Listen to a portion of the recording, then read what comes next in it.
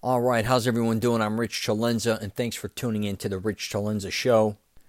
So, what I want to call today is learning how to learn.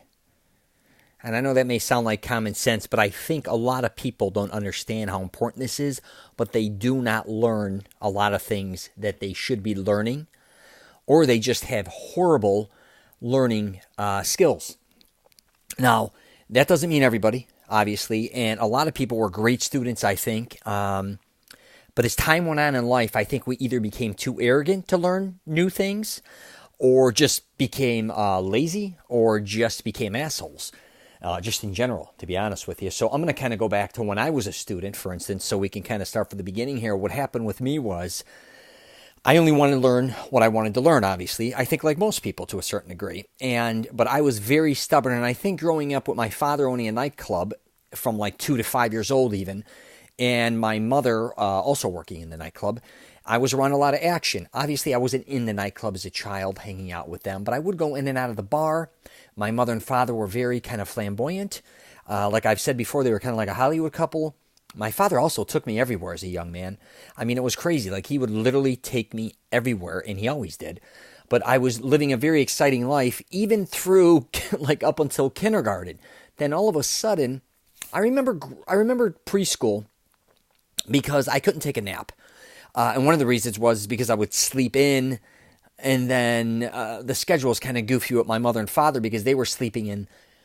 They were actually going to bed very late.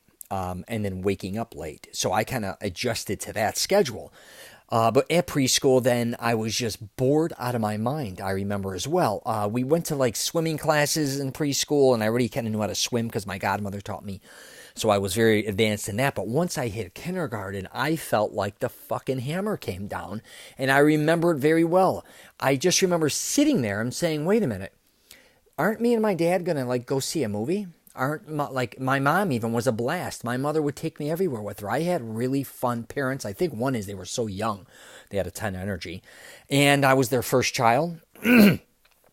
And I also would go in and out of the city of Chicago. My father's club was outside of Chicago. It was in area of McHenry County, actually, which was Wonder Lake. But anyways, it was far out, but we'd always be going back and forth to the city. And we had a huge Italian family, so I would, even from 2, 3, 4, 5 years old, even unto 6 years old, I had all these very fun, loving immigrant grandparents and all these uncles and aunts from all over Chicago, mainly all Italian neighborhoods, eating and excitement. And then all of a sudden, I felt like I just wasn't paying attention. And the next morning, all of a sudden, school would start again. I'd be like, what am I doing here?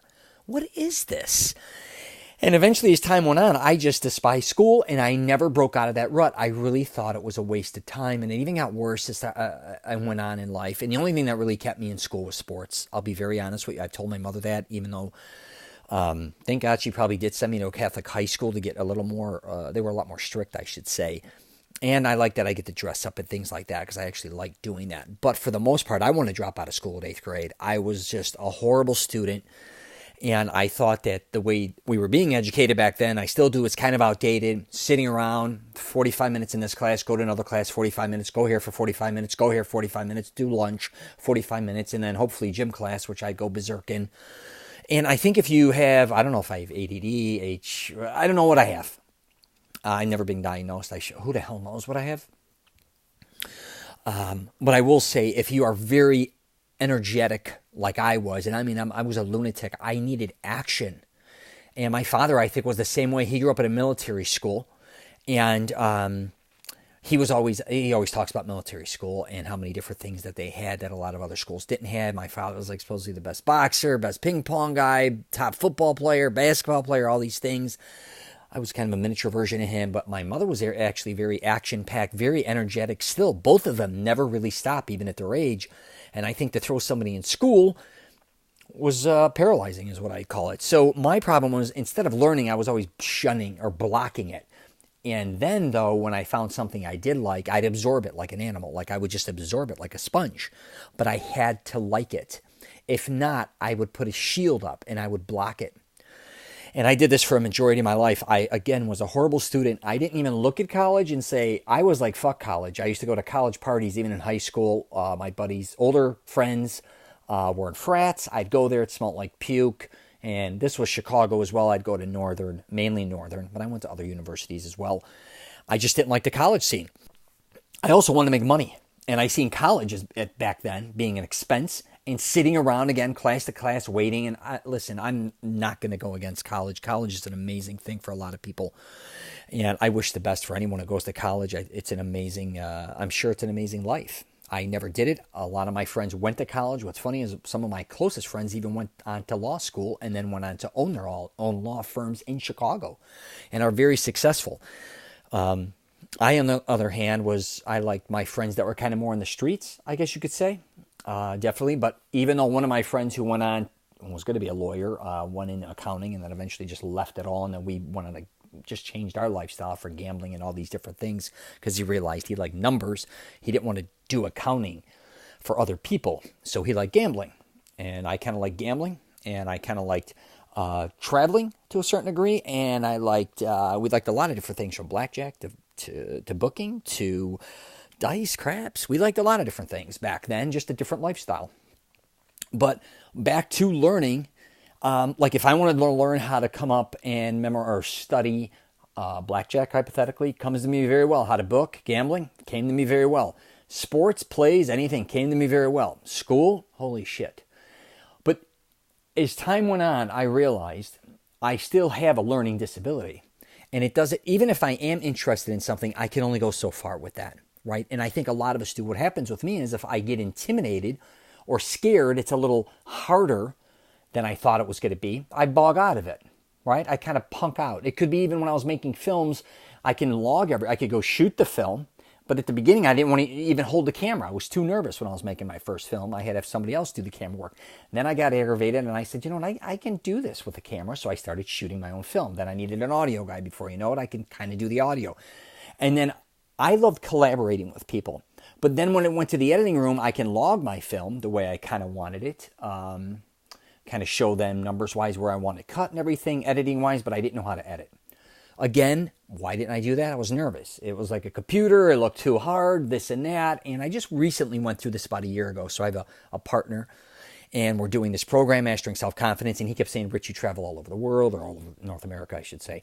And you should do videos on where you're going. Also, start doing videos on fitness. You got to do videos here. And I'm like, I don't want to be in front of the camera, and I don't want to edit it, and this and that.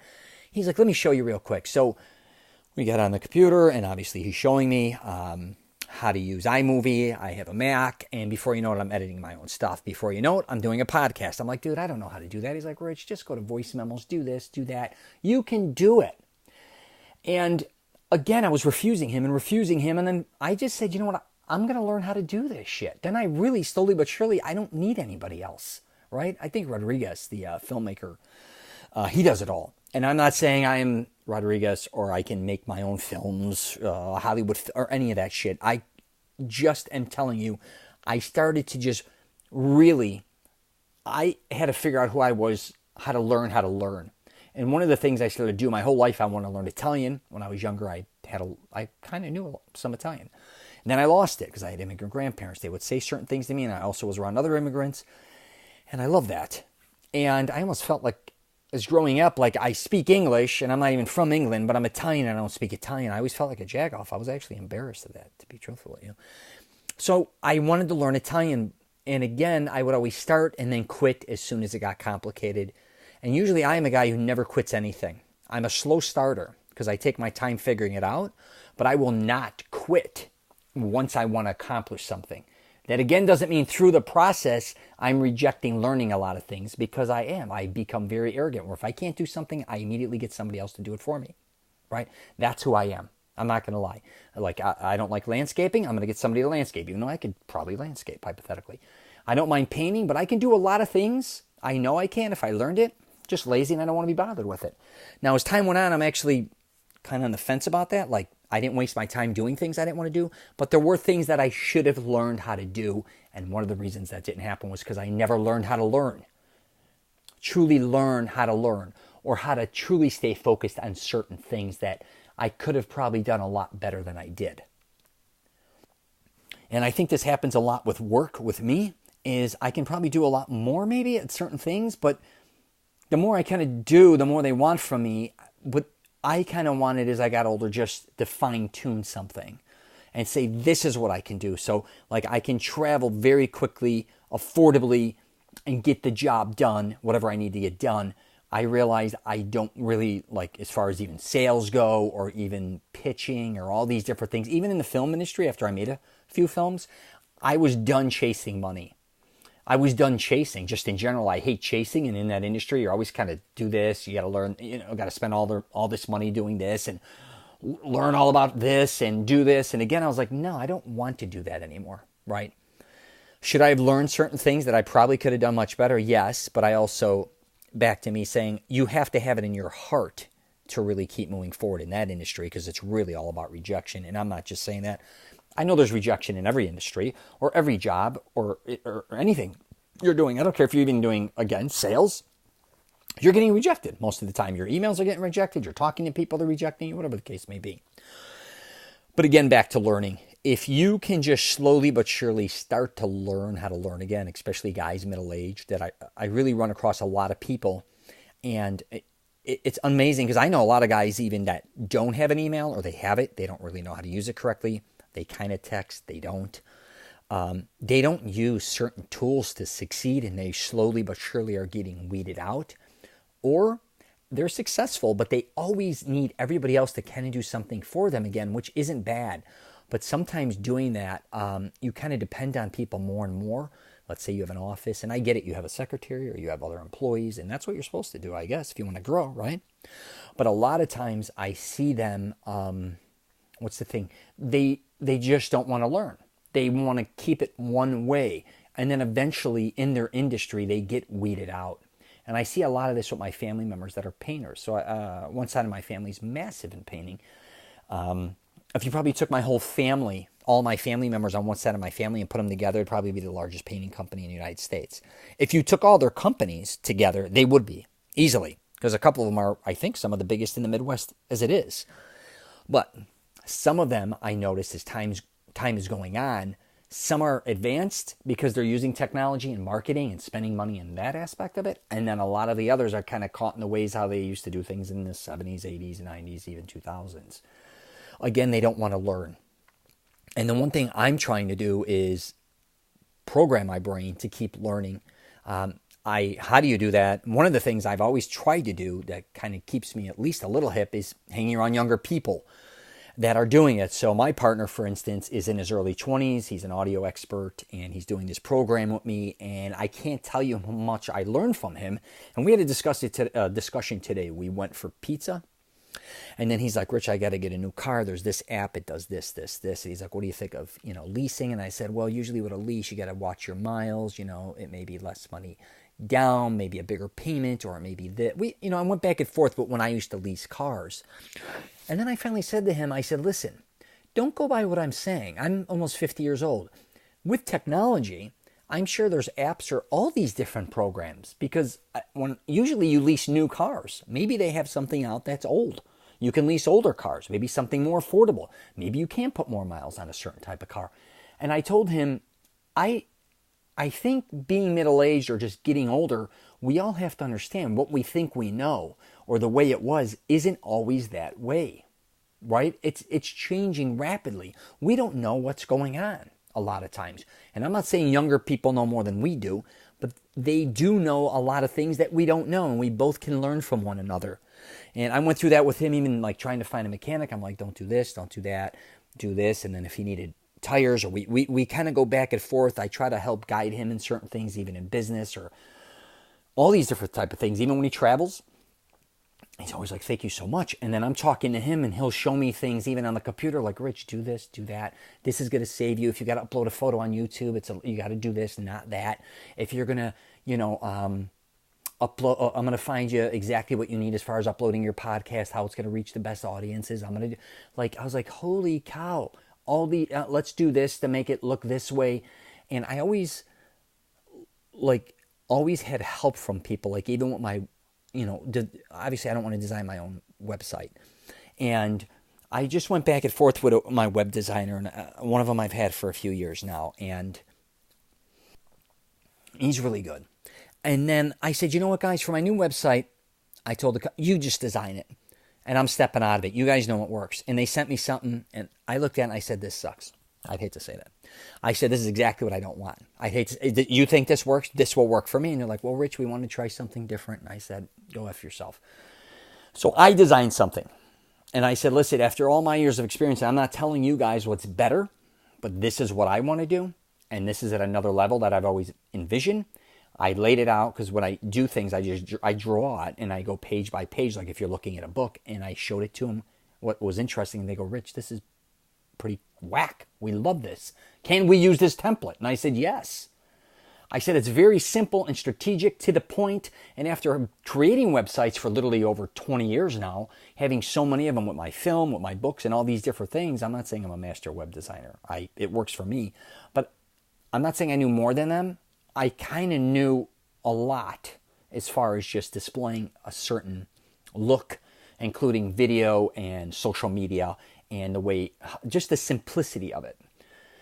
And again, I did that by learning and taking my time to learn. So I keep trying to do that, is what I'm saying. And if you really be open-minded, I think the more open-minded you really are, and that could go for religion, politics, anything, just don't also listen to just one side of things. And I understand a lot of times, like, we hear the other side and we're like, get the fuck out, shut up, and just cancel it and only kind of listening to what we want to listen to, which is fine. But if you really want to learn, I believe you really do have to listen to other sides and be open-minded. And I go back to religion. There's thousands of religions out there, right? And you probably don't believe in, what did Ricky Gervais say or whatever? He's like, you have a religion, and then there's X amount of other religions, right? You don't believe in any of them but one, right? How can all of them be wrong, right? Say he doesn't believe in any religion, he's one less than you. It's a very interesting perspective. But my point is, again, how can all of them be wrong and you're right? And I believe a lot of times in our life, we're way more wrong than we're right. If we were right way more than we're wrong, I can assure you'd probably have a lot more money, most people, than they'd have. They'd have probably a much richer life than they'd have, right? That's just my opinion. But I think for the most part, one of the reasons we don't keep progress, I guess, is because we're not learning. And I actually saw that with a Navy SEAL interview with Joe Rogan about, like, these Navy SEALs, like what he incorporated to everything he learned when he went out into the world of wherever he went. He didn't use most of the skills he learned as a SEAL, but what he did learn is how to learn, right? And he also learned, obviously, to program his brain, that I really think he can handle almost anything, which I presume being a Navy SEAL does go under that category. And I kind of look at life the same way. Sometimes you really do got to go through the trenches and keep failing to learn. And I know that's hard, but every failure that I had, I learned probably more from that than I ever did from succeeding. All the things it reminds me of when I used to wrestle. Like, all my wins, I used to win in sports pretty continuously. I never gave a shit about the wins, but every loss I kind of used to remember. I'd even mark it down, circle it, and I'd get so nuts if someone even beat me in wrestling or I don't care if I was playing football as a young kid. It's like, I ended up creating a clothing line called Sore Losers because I hated losing so much. My slogan was, it doesn't matter if you win or lose as long as you come at first. But every one of those losses made me want to learn more about why I lost. Every win, I just kind of looked at myself and say, yeah, you know what I mean? You did what you had to do to win, right? And I think we can incorporate that into life, because a lot of times we're losing at a lot of different things. It could be like not being able to control our finances. Maybe in relationships we're losing. Maybe our relationships with our kids. Maybe with our colleagues. Maybe at work. And I don't mean you're a loser. I'm just saying it's not progressing. So I shouldn't say, throw it into winning and losing. But yeah, just something to think about, and definitely try to keep learning. And you got to understand, like, what's happening now in 10 years is just going to be probably obsolete. Because I think in the last 20 years, things are just flying as far as, just they're hauling ass. If you go back, I'm just going back to me. I was born in the late 60s, but if you look back at the 70s, 80s, 90s, for the most part, things changed, but they weren't really that different, if you know what I'm saying. Like, if you had to book a flight, you had to make a phone call, or then you might have somebody help you do that. What the hell were they called? I can't remember the name, where they would help you travel. But yeah, anything you did, you kind of had a phone call. Now with technology, I couldn't even do what I'm doing now. Like, I couldn't even have the job from what I do from top to bottom. I wouldn't even be able to do this podcast. I wouldn't be able to reach to thousands of people. I couldn't travel the way I travel with the speed I'm doing it. Just all these different type of things. It's just kind of unbelievable. And it reminds me of a story with people that were you kind of get set in your ways, and I'll wrap it up here. But there were years ago when a car came out, and before the car actually came out, so you had a horse, right? Obviously people were getting around with a horse, and then cars were coming out, and they're like, well, let's just build a stronger, faster horse. And people are like, no, you don't get it. This is a car, right? People didn't want to go into the car. They wanted to stay on the horse, right? And I think if you look at life like that, like, get away from the horse and realize, the car, what's the next thing? Use these things to your advantage. Learn how to use them. My father, I get nuts with him. He doesn't even want to use a GPS. He doesn't want to get away from a flip phone. He doesn't want to text. He doesn't want to email. And what's happening with my poor father is he doesn't want a Facebook account. Here's the thing, though. He wants to go places. He doesn't know how to get to them, right? He wants to correspond with other people, and they don't want to always talk on the phone for long periods of time. He wants to know what's going on in everybody else's life because he's from Chicago. He lives in Florida, but he doesn't want to get on Facebook. So it's kind of like he needs an interpreter or somebody else to go through all this with him, and he almost feels, and it looks like he's almost excluding himself. Now, no one's telling him that he's got to do all these, everything, right? No one. If you don't want to go on Facebook, you don't have to go on Facebook, but you need to understand people want to text now. Or people do want to email. People do want to send photos through, there's so many things. And I know he's at extreme, but I think we do that in life a lot of times as well. If we only know a certain way, we just stick to our guns. And sometimes that works, but sometimes it doesn't. We just got to get with the times. I once heard that, and I'll never forget it. No matter, who you are, you've got to understand you've been born in these times. These are your times. Now, maybe if you want to go be what the hell are those guys called? How would I forget it? I want to visit those guys up in Pennsylvania. Oh, the Amish. Maybe if you want to get, kind of stuck at a time warp, which I'm kind of calling a little bullshit on them guys, because I see them when I'm in Pennsylvania. And I see them kind of cruising around too. I see them at gas stations. I see them eating at restaurants. Some of them I even see travel. Same with the Mormons and a lot of other people that you think kind of are in a time warp, that they're living like it's in the 1900s. I even think with technology and things going on, that the world around them, they have no other choice but to kind of start moving into society. They almost have to, I think. But anyways, not even to jump on that thing, but... All right, I'm going to wrap it up there. Learn as much as you can learn, and obviously learn how to learn again, I guess is what I'm saying more than anything. All right, I'm going to wrap it up there.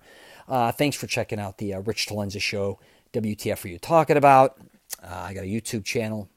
I'm on Facebook, LinkedIn, Twitter as well. I also have a program called Mastering Self-Confidence, the blueprint to trying to help men find the woman or women of their dreams, even if they've been through a bad breakup or divorce. So I'm going to leave it at that. Take care, and if you're traveling, safe travels.